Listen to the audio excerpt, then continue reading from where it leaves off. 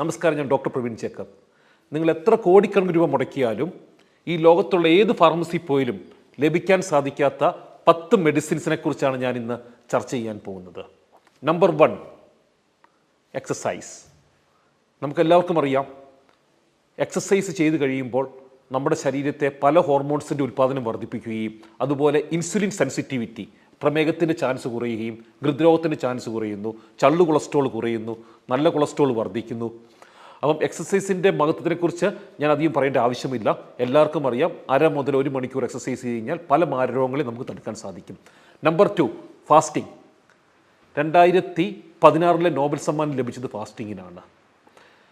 ഇന്ന് ലോകത്തിൽ ഒരു സർവ്വരോഗ നിവാരണി എന്ന് പറഞ്ഞിട്ടുണ്ടെങ്കിൽ അത് വേറൊന്നുമല്ല, ഉപവാസമാണ്. പ്രത്യേകിച്ച് ഇൻ്റർമിറ്റൻറ്റ് ഫാസ്റ്റിംഗ്. നമ്മൾ 16 മണിക്കൂർ ഒരു ദിവസം ഭക്ഷണം കഴിക്കാതിരിക്കുകയാണെങ്കിൽ ക്യാൻസർ കോശങ്ങൾ പോലും നശിക്കുമെന്നാണ് ശാസ്ത്രീയ പഠനങ്ങൾ തെളിയിച്ചിട്ടുള്ളത്. മൂന്നാമത്തത് ലാഫിംഗ്, അതായത് ചിരിക്കുമ്പോൾ സ്ട്രെസ് ഹോർമോൺ കുറയുകയും അതുപോലെ തന്നെ നമ്മുടെ പാരാസിമ്പത്തറ്റിക് ആക്ടിവിറ്റി കൂടുന്നതായിട്ട് കണ്ടെത്തിയിട്ടുണ്ട്. അതുപോലെ എല്ലാവർക്കും അറിയുന്ന ഒരു കാര്യമാണ്, പുഞ്ചിരിക്കുന്നവർക്ക് ആയുസ് കൂടുതലുള്ളതായിട്ടും പല രോഗങ്ങളെ ചെറുത്ത് നിൽക്കാനുള്ള ഇമ്മ്യൂണിറ്റി വർദ്ധിക്കുന്നതായിട്ടും പുഞ്ചിരി കൂടെ സാധിക്കുമെന്ന് പല പഠനങ്ങളും തെളിയിച്ചിട്ടുണ്ട്. നാലാമത്തത് ഫുഡ്. ഹിപ്പോക്രാറ്റസ് പറഞ്ഞു, food shall be your medicine and medicine shall be your food. അതായത് ഭക്ഷണം മരുന്ന് പോലെ കഴിച്ചാൽ ഭാവിയിൽ മരുന്ന് ഭക്ഷണം പോലെ കഴിക്കേണ്ട ആവശ്യം വരികയില്ല.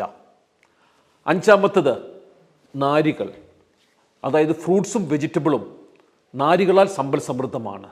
നാരുകൾക്ക് നമ്മുടെ ശോധന വർദ്ധിപ്പിക്കാൻ മാത്രമല്ല കഴിവുള്ളത്, ഇന്ന് പഠനങ്ങൾ കണ്ടെത്തിയിരിക്കുന്നു, ഈ നാരുകൾ അടങ്ങിയ ഭക്ഷണമാണ് നമ്മുടെ ഗട്ടിലെ ബാക്ടീരിയയുടെ ഭക്ഷണവും.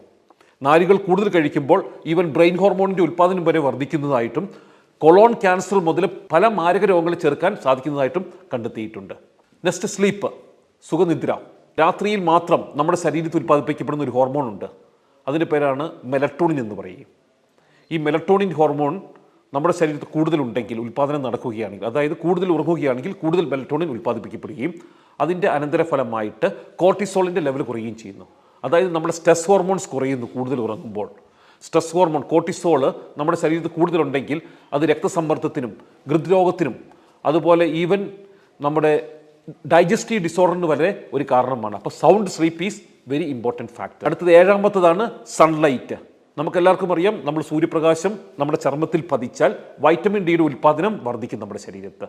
വൈറ്റമിൻ ഡി ഇന്ന് ജസ്റ്റ് ഒരു കാൽഷ്യം ഫിക്സിംഗ് ഹോർമോൺ അല്ല. നമുക്കെല്ലാം ചിന്തിച്ചിട്ടുണ്ട് വൈറ്റമിൻ ഡിയുടെ പ്രധാന ധർമ്മം കാൽഷ്യം എല്ലുകളിൽ ഫിക്സ് ചെയ്യുക എന്നുള്ളതാണെന്ന്. ഇന്ന് പഠനം പറയുന്നു വൈറ്റമിൻ ഡിയുടെ പ്രധാനപ്പെട്ട ലക്ഷ്യം നമ്മുടെ ഇമ്മ്യൂണിറ്റിയുടെ വർധനമാണ്, ബൂസ്റ്റിംഗ് അവർ ഇമ്മ്യൂണിറ്റി. അപ്പോൾ രാവിലെ 1 മണിക്കൂർ ഇളം വെയിൽ കൊണ്ടാൽ വൈറ്റമിൻ ഡി ധാരാളം ഉൽപ്പാദിപ്പിക്കുകയും വൈറ്റമിൻ ഡി നമ്മുടെ ഡിപ്രഷൻ കുറയ്ക്കുന്നു, നമ്മുടെ ചർമ്മത്തിൻ്റെ സൗന്ദര്യം വർദ്ധിപ്പിക്കുന്നു, നമ്മുടെ ഇമ്മ്യൂണിറ്റി വർദ്ധിപ്പിക്കുന്നു, നമ്മുടെ എല്ലുകൾക്ക് ബലം കൊടുക്കുന്നു. അപ്പോൾ വൈറ്റമിൻ ഡിയും സൺലൈറ്റും ഒരു നമ്പർ 1 നാച്ചുറൽ മെഡിസിനാണ്. 8ാമത്തത് ലവ്. നമുക്കെല്ലാവർക്കും അറിയാം, സ്നേഹിക്കാൻ നമ്മുടെ ചുറ്റുവട്ടത്തും ആൾക്കാരുണ്ടെങ്കിൽ എത്ര വലിയ മാരകരോഗങ്ങളാണെങ്കിലും, ഈവൻ ക്യാൻസർ പേഷ്യൻസിൻ്റെ ടെസ്റ്റിമണി വരെയുണ്ട്, വളരെ പെട്ടെന്ന് രോഗം സുഖപ്രാപിക്കുന്നതായിട്ട്. സ്നേഹം നമ്മുടെ ഇമ്മ്യൂണിറ്റി വർദ്ധിക്കും, അതുപോലെ തന്നെ നമ്മുടെ സമൂലം നമ്മുടെ ശരീരത്തിനെ ഉടച്ചു വാർക്കാൻ കെൽപ്പുള്ളതാണ് ലവ്. അടുത്തത് മെഡിറ്റേഷൻ. നമുക്കെല്ലാവർക്കും അറിയാം, എല്ലാ ദിവസവും 1/2 മണിക്കൂർ ധ്യാനിക്കുകയാണെങ്കിൽ വളരെയധികം നമ്മുടെ സ്ട്രെസ് ഹോർമോൺ കുറയുന്നു, നമ്മുടെ സിമ്പതറ്റിക് ആക്ടിവിറ്റി കൺട്രോൾഡ് ആകുന്നു, പാരാസിമ്പതറ്റിക് ആൻഡ് സിമ്പതറ്റിക് ആക്ടിവിറ്റിയുടെ ഒരു ബാലൻസ് അവിടെ വരുന്നു, നമ്മുടെ പ്രതിരോധ ശക്തി ഇമ്മ്യൂണിറ്റി വർദ്ധിക്കുന്നു. ഈവൻ നമുക്ക് ഇടയ്ക്കിടയ്ക്ക് ഉണ്ടാകുന്ന ചില നിസ്സാര രോഗങ്ങളായിട്ടുള്ള ഈ തുമ്മലും ചീറ്റിലും പോലും ധ്യാനിക്കുന്നവർ വളരെ കുറവായിട്ടാണ് കണ്ടെത്തിയിട്ടുള്ളത്. അപ്പോൾ 1/2 മണിക്കൂർ ധ്യാനം ഡെഫിനറ്റായിട്ട് നമ്മുടെ രോഗപ്രതിരോധ ശക്തി വർദ്ധിപ്പിക്കും. ചെറിയ ചെറിയ അസുഖം മുതൽ രോഗങ്ങളെ വരെ തടുക്കാൻ ശക്തിയുള്ളതാണ് meditation. Next, playing in mud, മണ്ണിൽ കളിക്കുന്നത്, അല്ലെങ്കിൽ നമ്മൾ ഗാർഡനിങ് ചെയ്യുന്നത്. ഗാർഡനിങ്ങിന് എങ്ങനെ നമ്മുടെ ഇമ്മ്യൂണിറ്റി വർദ്ധിപ്പിക്കാൻ സാധിക്കുന്നത് എന്തെങ്കിലും ചിന്തിച്ചിട്ടുണ്ടോ?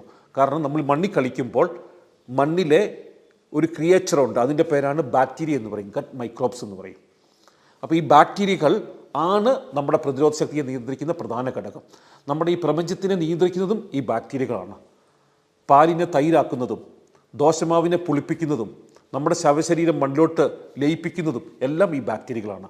അതുപോലെ ഇപ്പോൾ പഠനങ്ങൾ പറയുന്നു നമ്മുടെ ശരീരത്തിൻ്റെ പല മേഖലകളെയും കൺട്രോൾ ചെയ്യുന്നത് ഈ ബാക്ടീരിയകളാണ്. നമ്മൾ കഴിക്കുന്ന ഭക്ഷണത്തിനെ ഡൈജസ്റ്റ് ചെയ്യുന്നതും അതുപോലെ നമ്മുടെ തലച്ചോറിലെ ഹോർമോൺ ഉൽപ്പാദിപ്പിക്കുന്നത് വയറ്റിലുള്ള ചില ബാക്ടീരിയകളായിട്ടാണ് കണ്ടെത്തിയിട്ടുള്ളത്.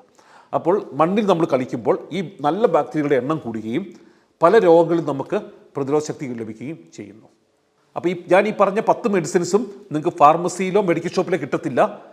നിങ്ങൾക്ക് ലഭിക്കണമെങ്കിൽ 2 ഫാക്ടേഴ്സ് ഇമ്പോർട്ടൻ്റ് ആണ്: self discipline and self control.